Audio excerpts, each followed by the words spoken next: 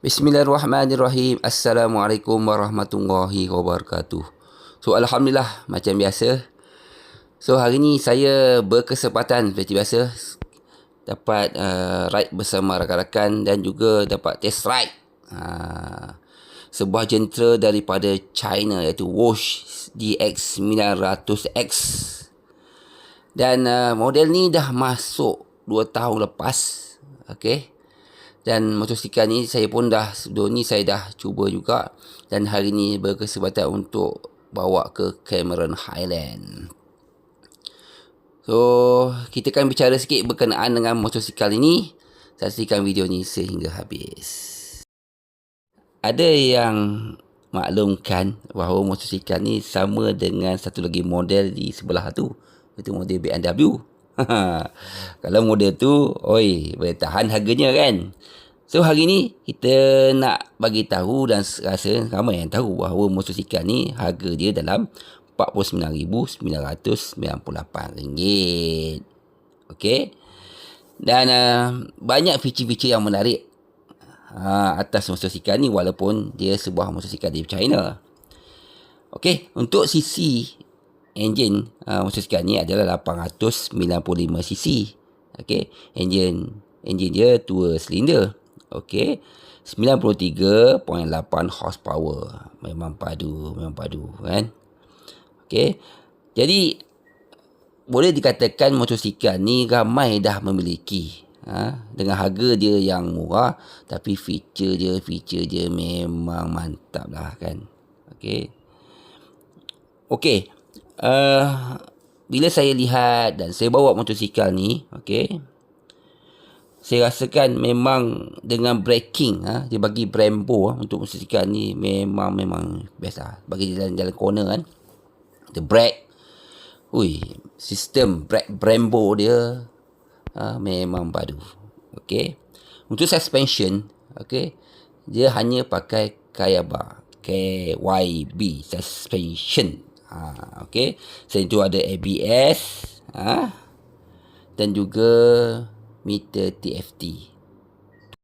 Motosikal ni dia bagi meter TFT 7 inci besar. Memang nampak. Cuba nampak. Nampak? Meter tu kalau waktu malam lagi terang, sangat terang. Okey. Selain pada itu, motosikal ni juga dia ada auto cruise auto cruise dan juga ada ready mode. ABS macam biasalah kan. Jadi untuk ready mode dia ada rain, ada road, ada sport dan ada enduro. Mungkin enduro ni macam biasalah untuk mode masuk off-road. Ini biasalah Enduro Pro. Kalau BMW Enduro Pro. Okey.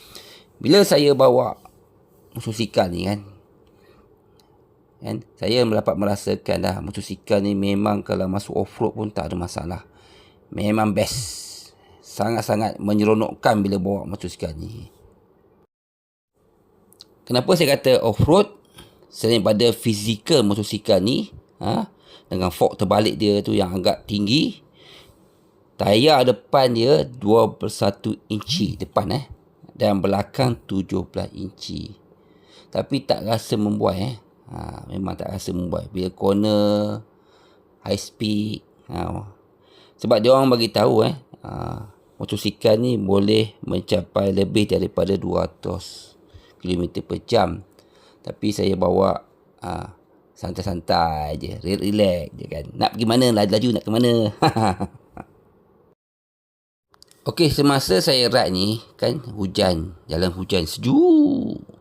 Jadi motosikal ni dilengkapi dengan heater grip. Heater grip ada dalam orang kata seat. Seat pun ada heater dia. Iaitu kalau kita ikutkan sini memang komplit lah, lengkap lah. Tangan pun kita boleh panaskan dan juga seat kita, itu pinggul kita pun terasa panas. Ini orang kata berguna bagi perjalanan hujan ataupun keadaan sejuk macam ni. Bila ada heater grip ni, tak adalah tangan kita sakit.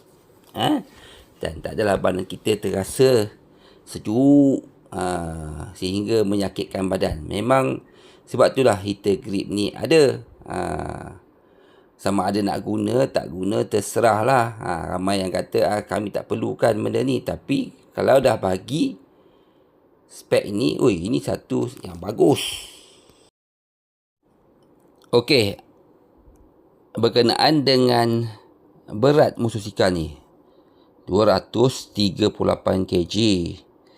Memang agak sedikit berat lah bagi yang berumur macam saya ni. Okey.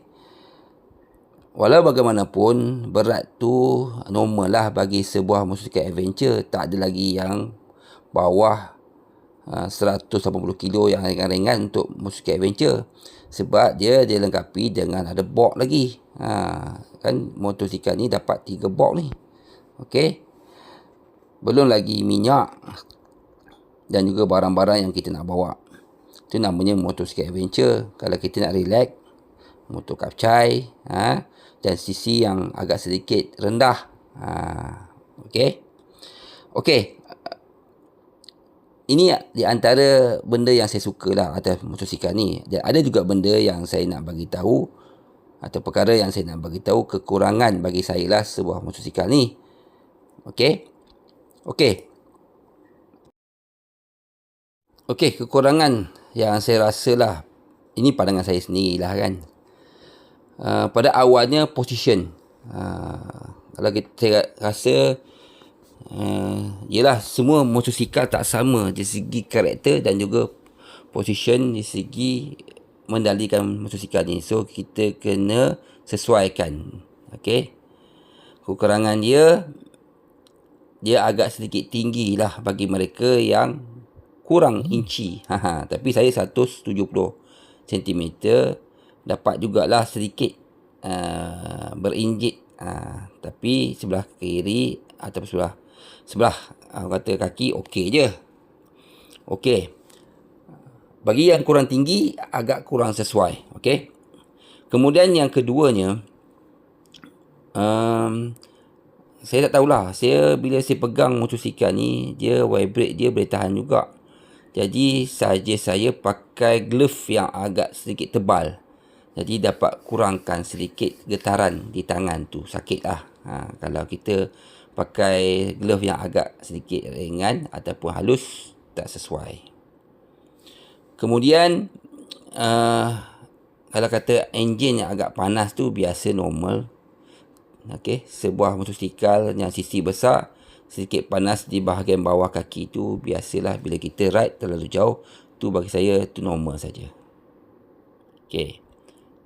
Kemudian tangki dia 17 liter. Kebanyakan motosikal adventure sekarang semua dah 21 liter, 23 liter. Memang agak sedikit. Yang ini kecil sikit lah tangki dia. Dan penggunaan kadar minyak ni, motor ni kalau kita bawa laju macam biasalah, kalau kita bawa lebih pada 1.4 ke atas, penggunaan minyaknya agak sedikit kuat lah. Okey. Dan saya lihat di meter tu, kalau tangki minyak tu, kalau dia blinking merah, dia tak habis banyak, dia tak habis tau sebenarnya. Saya dimaklumkan pada rakan-rakan yang lain, ada masalah sikit dari segi orang kata bacaan speedometer dan juga meter minyak ni. Kadang-kadang dia ada sedikit ni lah, dia macam tak berapa tepat. Tapi saya rasa memang betul pun, kebanyakan motosikal sekarang pun nak dapat betul-betul berapa kilometer lagi minyak ni ada, memang betul-betul terli atas meter tu memang tak dapat lah kan. Tapi memang begitulah. Okey, jangan percaya sangat dengan meter ni. Kita boleh set kilometer situ lagi lebih mudah lah supaya. Okey, nak katakan lebih banyak kekurangan tak ada pun. Jadi ni lebih kepada orang kata benda-benda kecil kan. Segi enjin padu. Okey, satu lagi saya nak maklumkan juga penggunaan Q shifter, sebab motosikal ni ada Q shifter up dan upside down kan. Jadi bila saya menggunakan quick shifter ni, mesti lebih RPM tu lebih daripada 3, 5 ataupun 4 ke atas lagi baik lah. Quick shifter ni kan nak mencepatkan pergerakan. Jadi quick shifter, semua orang tahu penggunaan quick shifter mesti lebih daripada 4 RPM ke atas, lebih smooth. Okey. Jadi bila saya gunakan quick shifter ni memang best lah. Bila kita tukar exhaust, bunyi meletup-letup. Cuma bila saya bawa dalam kelajuan menggunakan 5 ke 6 gear, nak tukar lah quick shifter ke 5 ke 6 gear ke 6, kadang-kadang tu tak masuk. Rasa terkejut juga. Jadi quick shifter ni saya rasa kena tekan kuat sikit rasanya untuk penggunaan gear bila nak masuk gear lah. Dalam banyak kali jugalah bila saya masuk gear 5 nak ke 6 tu dia kosong. Jadi mungkin salah saya kot, dan juga kena tahulah karakter dia sebenarnya. Betul karakter dia kan. Okey, motosikal ni sebenarnya banyak kelebihan yang kita dapat daripada sebuah jentera ni. Mana dapat bawah 50,000 kan, bagi spek yang padu macam ni kan, berbanding dengan model-model jenama yang lain kan, yang ternama kan. Bagi saya, bagi mereka yang menginginkan sebuah motosikal adventure yang penuh dengan spek yang padu ni, anda harus memiliki motosikal ni. Dan sebenarnya ramai sebenarnya dah beli kan. Okey, ini pandangan saya sebagai rider lah. Nak compare lebih-lebih, kita sebenarnya kena faham dan kena, orang kata, selalu membawa motosikal ni. Jadi sebenarnya lebih kepada, ini adalah lebih kepada pandangan saya peribadi jangan kecam pula. Okey, semoga ada manfaat kali ini berkenaan dengan ride saya bersama dengan Wush 900 ni kan, DX ni. Dan sungguh jumpa lagi, saya akan buat video lagi berkenaan dengan motosikal ni, dan bagi juga manfaat pada, mungkin ada pada mereka yang ingin tahu tentang motosikal ni. Sebab sekarang dah banyak motosikal di atas jalan kan. MT dah keluar, Versys, Kawasaki keluar, Morini kan. Zone Test. Baik, semoga berjumpa lagi video saya seterusnya.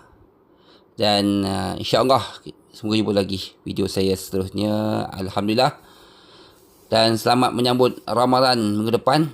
Assalamualaikum warahmatullahi wabarakatuh. Terima kasih.